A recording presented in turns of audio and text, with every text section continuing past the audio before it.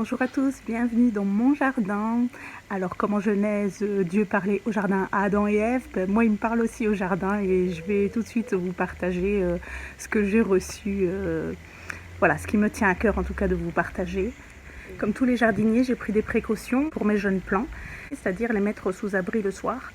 Seulement lorsque le matin, j'ai voulu les ressortir sur ma terrasse pour qu'ils prennent le beau soleil, j'ai vu que mon plant avait été dévoré en partie.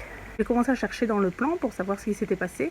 C'est bien plus tard, vraiment en fouillant, que j'ai trouvé un escargot donc, qui s'était faufilé et je l'avais rentré dans ma maison. Donc il a grignoté ce qu'il y avait à grignoter. Dieu m'a montré la comparaison avec ce que nous faisons rentrer dans nos maisons, dans nos cœurs, ce que nous acceptons dans nos vies. Nous ne faisons même plus attention à ce qu'il y a un escargot de caché, au mal qui est caché dans nos cœurs.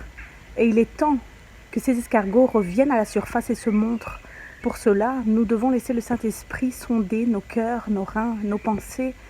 Et il n'y a que dans sa présence que cela peut se faire. En recherchant la présence de Dieu, il va nous montrer, nous révéler ce que nos cœurs doivent changer. Et si nous voulons changer, ce n'est pas par nos propres forces, mais c'est par l'aide du Saint-Esprit. Et à ce moment-là, il va toucher nos cœurs et tout ce que nous avons à faire, c'est être obéissant. Et l'obéissance amène un changement de comportement. Ça, c'est se repentir véritablement. Prenons la parole à Proverbes, chapitre 4, versets 20 à 27. « Mon fils, sois attentif à mes paroles, prête l'oreille à mes conseils. Ne les laisse pas tomber dans l'oubli, mais garde-les au plus profond de ton cœur. Ils apportent la vie et la santé à tous ceux qui les acceptent. Avant tout, prends garde à ce que tu penses au fond de toi-même, car ta vie en dépend. Ne laisse pas ta langue être fausse, ni tes lèvres prononcer des paroles trompeuses. Que tes yeux fixent les gens bien en face, regarde droit devant toi avec franchise. Réfléchis au chemin que tu vas prendre. Engage tes pas dans une direction sûre. Ne t'en écarte ni à droite ni à gauche. Tiens-toi éloigné du mal. Ça, c'était version français courant. Et j'ai relevé la version Louis II, surtout au verset 21 qui dit que mes paroles ne s'éloignent pas de tes yeux. Garde-les dans le fond de ton cœur.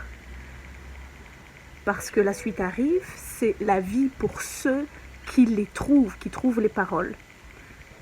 C'est la santé pour tout leur corps. Ensuite, au verset 23, il dit 2 fois « garde ». Donc dans le verset 21, et maintenant le verset 23, il dit « garde ton cœur plus que toute autre chose, car de lui viennent les sources de la vie. » Voilà, j'espère que cette vidéo, tu l'as comprise, que c'était pas trop difficile. Et je veux vraiment prier avec toi ce jour. Et ma prière est celle-ci, c'est que vraiment l'amour de Dieu grandisse de plus en plus dans notre vie. Que nous ayons vraiment passion de Jésus et de sa parole. Qu'elle nous fortifie dans notre foi et qu'elle nous tient ferme dans ces moments et dans les moments où on est préparé pour vivre des choses plus difficiles que celles qu'on est en train de vivre aujourd'hui. Et je veux vraiment prier qu'il y ait des révélations particulières, des compréhensions différentes pour le corps de Christ, que nous ne soyons plus religieux, que nous ne soyons plus dans notre intellectuel pour avoir le contrôle sur les choses de Dieu, parce que la parole de Dieu est révélée aux enfants, pas aux sages et aux intelligents. Donc voilà, cherchons premièrement le royaume de Dieu et sa justice, et toutes choses nous seront données par-dessus, y compris les révélations. Je vous bénis et je vous embrasse dans le nom puissant et saint de Jésus-Christ. Amen.